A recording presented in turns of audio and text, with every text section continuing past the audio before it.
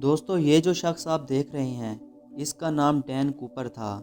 इसने दुनिया की तारीख की सबसे हैरत अंगेज़ डकैती की थी। दुनिया की ताकतवर तरीन एजेंसियों में से एक FBI भी 50 साल गुजरने के बावजूद इस मुजरिम को नहीं पकड़ पाई। दोस्तों इसने जो डकैती की वो किसी फिल्मी सीन से कम न थी।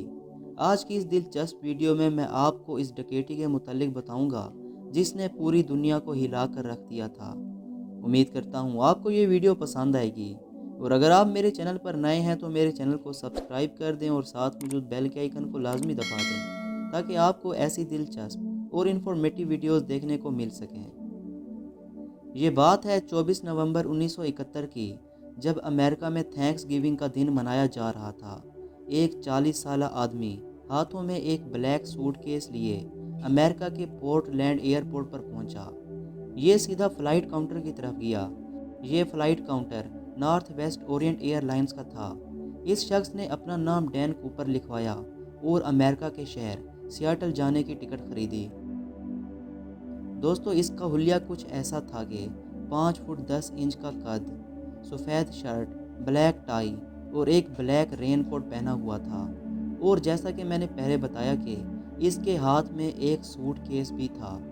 दोस्तों ये जहाज़ में दाखिल हो गया और सीधा सीट नंबर 18C पर जाकर बैठ गया। इसने पैसेंजर कैबिन में सिगरेट भी जलाई और एयर होस्टेस से सोडा भी ऑर्डर करवाया। दोस्तों ये फ़्लाइट 30 मिनट की होनी थी। इस जहाज़ में कोई ज़्यादा पैसेंजर भी नहीं थे। जहाज़ 2:50 पर टेक ऑफ कर गया। जहाज़ ने जैसे ही टेक ऑफ किया तो इसने जहाज़ की एयर होस्टेस फ्लोरेंस शेफर को एक कागज़ थमा दिया। फ्लोरेंस को लगा कि इसने इस कागज़ पर अपना कॉन्टैक्ट नंबर लिखा है, सो उसने वो कागज़ अपनी जेब में डाल लिया। जब कूपर ने देखा कि उसने ये कागज़ नहीं पढ़ा तो उसने एयर होस्टेस को रोक कर कहा कि तुम्हें ये कागज़ पढ़ना चाहिए क्योंकि मेरे पास एक बॉम्ब है। एयर होस्टेस ने फ़ौरन वो कागज़ निकाला तो उस पर यही अल्फाज लिखे हुए थे कि मेरे पास एक बॉम्ब है। ये पढ़कर एयर होस्टेस के होश ही उड़ गए। दोस्तों उस दौर में एयरपोर्ट्स पर ज़्यादा सिक्योरिटी और चेकिंग नहीं होती थी और ये एक डोमेस्टिक फ़्लाइट थी। बस इसी चीज़ का फ़ायदा उठाते हुए ये शख्स अपने ब्रीफ केस में बम जहाज़ में ले जाने में कामयाब हो गया। इसने एयर होस्टेस को अपने साथ वाली सीट पर बैठने का कहा। एयर होस्टेस ने चुपचाप वहीं किया जो इसने कहा। एयर होस्टेस इसके साथ वाली सीट पर बैठ गई। डैन कूपर ने अपना ब्रीफ केस खोल कर दिखाया तो उसमें वाकई ही बॉम्ब था। इसमें 8 सिलेंडर थे जो तारों की मदद से एक दूसरे के साथ जुड़े हुए थे। ये देखकर एयर होस्टेस के होश ही उड़ गए।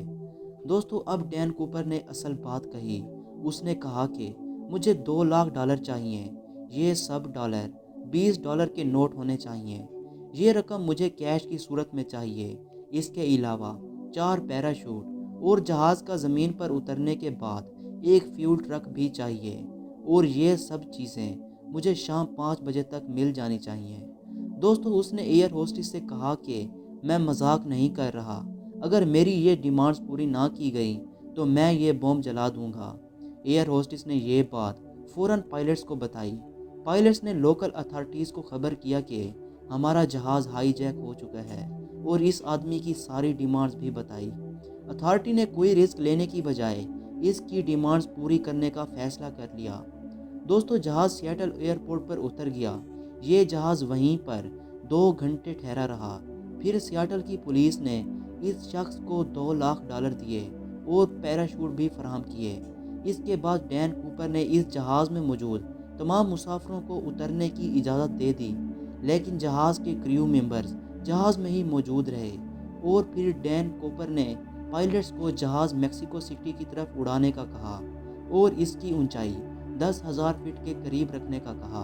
पायलट्स ने खामोशी से इसकी बात मान ली क्योंकि इसके पास बॉम्ब था।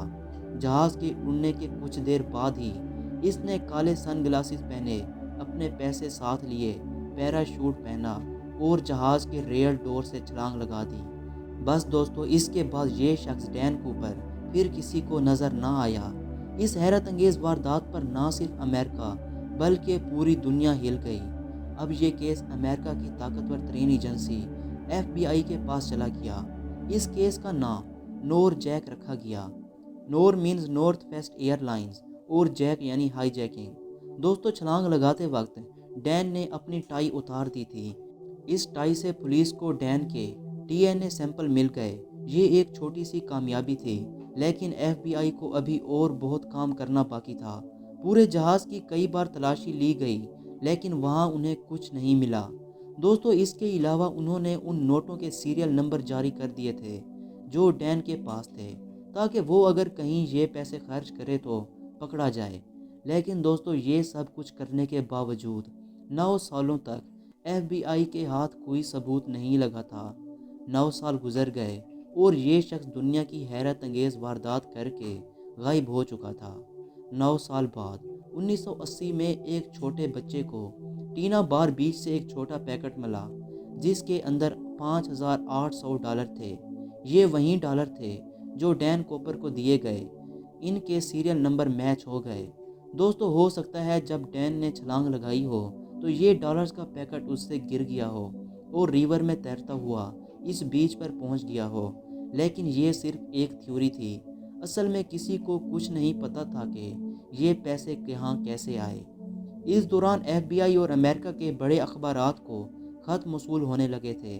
कुछ खतूत में लिखा हुआ था कि मैं ही डैन कूपर हूँ, तो कुछ में ये दावा किया गया था कि मैं डैन कूपर का भाई हूँ। लेकिन दोस्तों ये खत किसने लिखे थे इनका भी पता नहीं चल सका। इस केस में 1000 से ज़ायद लोगों को पकड़ा गया, लेकिन डैन कूपर कौन था ये किसी को पता नहीं चल सका। आज इस वारदात को 50 साल गुजर चुके हैं, लेकिन डैन कूपर का किसी को कुछ पता ना चल सका। एफबीआई ने अब ये केस बंद कर दिया है और ये केस दुनिया की तारीख के हैरत अंगेज़ अनसॉल्व्ड केसेस में से एक बन चुका है। दोस्तों मुझे उम्मीद है आपको ये वीडियो पसंद आई होगी। इस वीडियो को लाइक करें और शेयर करें। अगली वीडियो तक के लिए अल्लाह हाफ़िज़।